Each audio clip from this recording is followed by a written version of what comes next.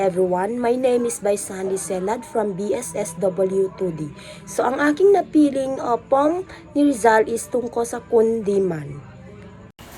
So ang tulang kundiman ni Dr. Jose Rizal ay nagpapahayag ng pagmamahal sa bayan sa pamamagitan ng anyo ng isang awiting pag-ibig.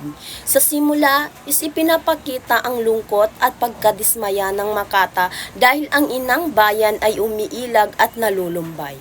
So, simbolo ng paghihirap ng Pilipinas sa ilalim ng pananakop at kapabayaan ng ilang leader. Gayunpaman is ipinapakita rin sa tula ang pag-asa at pagbabago na kahit sa gitna ng paghihirap is muling sisikat ang araw at maliligtas ang bayan.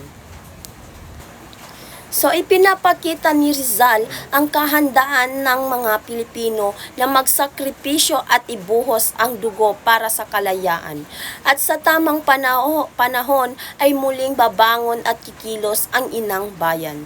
Sa kabuuan, ang tula ay simbolo ng pagmamahal, sakripisyo at panindigan para sa kinabukasan at kalayaan ng Pilipinas.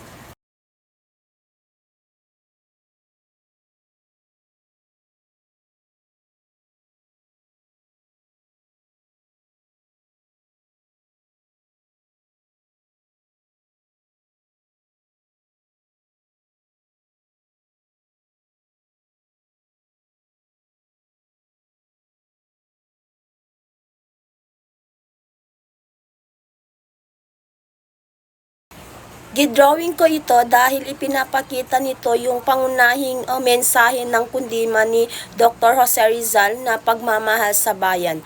Ang pusong nakikita nyo na may bandila ay simbolo po yan ng pag-ibig sa Pilipinas. Then yung nakikita nyo naman po na sumisikat na araw ay isa po siyang tanda ng pag-asa at kalayaan.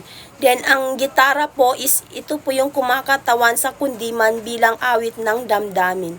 So yung drawing ko po is simpleng drawing lang siya pero malinaw nitong ipinapakita ang pag-ibig, pag-asa at sakripisyo para sa bayan.